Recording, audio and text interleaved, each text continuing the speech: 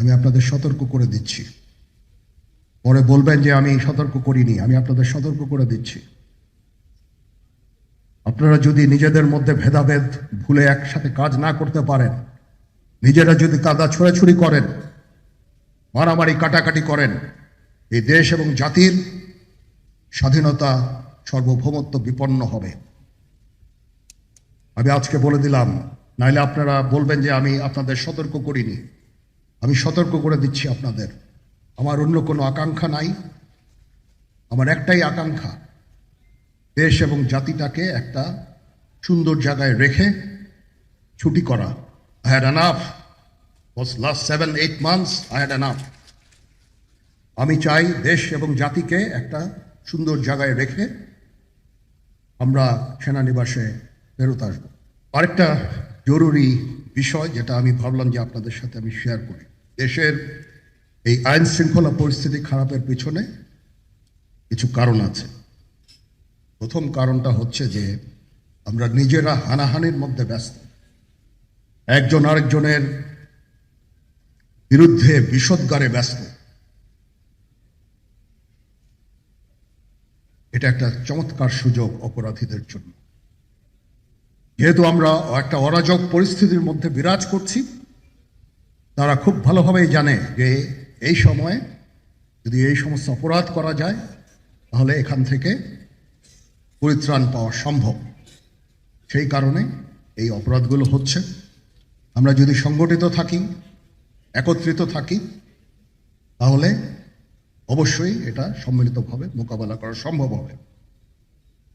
Police, RAB, BGB, DGFI, NSI এগুলো দেশের জন্য অত্যন্ত গুরুত্বপূর্ণ কাজ করেছে অতীতে। খারাপ কাজের সাথে অসংখ্য ভালো কাজ করেছে। আজকে যে দেশের স্থিতিশীলতা, দেশটাকে যে এত বছর স্থিতিশীল রাখা হয়েছে, এটার কারণ হচ্ছে এই সশস্ত্র বাহিনীর বহু সেনা সদস্য, সিভিলিয়ান সবাই মিলে এই অর্গানাইজেশনগুলোকে, অসামরিক সামরিক সবাই মিলে এই অর্গানাইজেশনগুলোকে এফেক্টিভ রেখেছে। সেই জন্য আজকে সুন্দর, এতদিন ধরে আমরা একটা সুন্দর পরিবেশ পেয়েছি।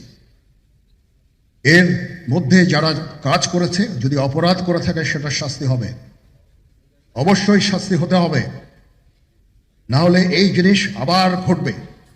আমরা সেটাকে বন্ধ করতে চাই চিরতরে, কিন্তু তার আগে মনে রাখতে হবে আমরা এমনভাবে কাজটা করব এই সমস্ত অর্গানাইজেশনগুলো যেন আন্ডারমাইন না হয়। আজকে পুলিশ সদস্য কাজ করছে না, এটা বিশাল বড় কারণ হচ্ছে অনেকের বিরুদ্ধে মামলা, অনেকে জেলে। RAB, BGB, DGFI, NSI panicked.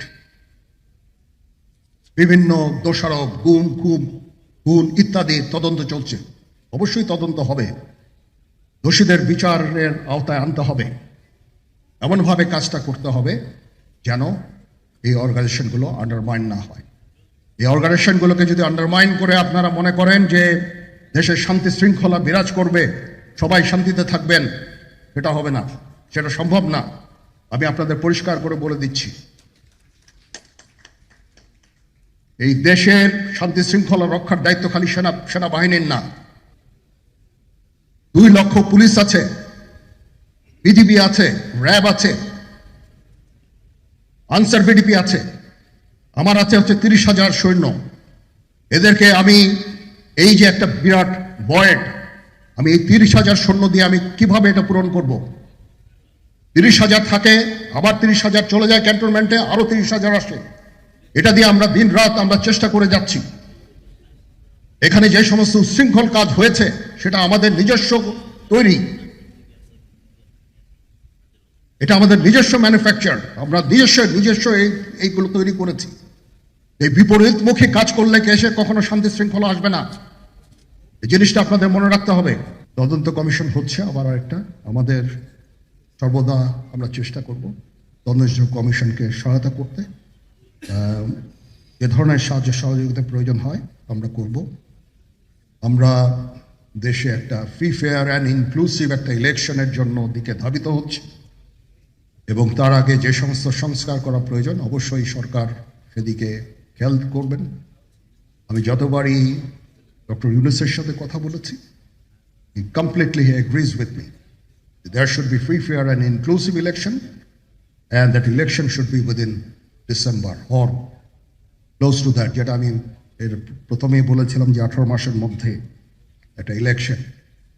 আমার মনে হয় যে সরকার সেদিকেই ধাবিত হচ্ছে। ডক্টর ইউনূস যথাসাধ্য চেষ্টা করে যাচ্ছেন এই দেশটাকে ইউনাইটেড রাখতে, কাজ করে যাচ্ছেন উনি।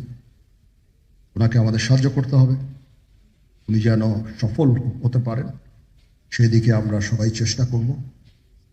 আমরা একসাথে ইনশাল্লাহ কাজ করে যাব। আসেন আমরা নিজেদের মধ্যে মারামারি কাটাকাটি না করে আমরা ইউনাইট আওয়ারসেলস, দেশ জাতি যেন একসাথে থাকতে পারি সেদিকে আমাদের কাজ করতে হবে। আমাদের মধ্যে মতের বিরোধ থাকতে পারে, চিন্তা চেতনার বিরোধ থাকতে পারে, কিন্তু দিন শেষে যেন আমরা সবাই দেশ এবং জাতির দিকে খেয়াল করে আমরা যেন এক থাকতে পারি। তাহলে এই দেশটা উন্নত হবে, এই দেশটা সঠিক পথে পরিচালিত হবে। না হলে আমরা আরো সমস্যার মধ্যে পড়তে যাব। বিশ্বাস করেন, we don't want to head, ওইদিকে আমরা যেতে চাই না। আমি আপনাদের সতর্ক করে দিচ্ছি। পরে বলবেন যে আমি সতর্ক করিনি, আমি আপনাদের সতর্ক করে দিচ্ছি। আপনারা যদি নিজেদের মধ্যে ভেদাভেদ ভুলে একসাথে কাজ না করতে পারেন, নিজেরা যদি কাদা ছোড়াছুড়ি করেন, মারামারি কাটাকাটি করেন, এই দেশ এবং জাতির স্বাধীনতা সার্বভৌমত্ব বিপন্ন হবে। আমি আজকে বলে দিলাম, নাইলে আপনারা বলবেন যে আমি আপনাদের সতর্ক করিনি। আমি সতর্ক করে দিচ্ছি আপনাদের। এই দেশ সুখে শান্তিতে থাকতে চাই, আমরা চাই না হানাহানি কাটাকাটি মারামারি। সেই উদ্দেশ্যে আমি কাজ করে যাচ্ছি, আমরা কাজ করে যাচ্ছি। আমাদের সেনাবাহিনীর প্রতি আক্রমণ করেন না। একটা কমন জিনিস আমি দেখতে পাচ্ছি, সেনাবাহিনী এবং সেনা প্রধানের প্রতি বিদ্বেষ কারো কারো।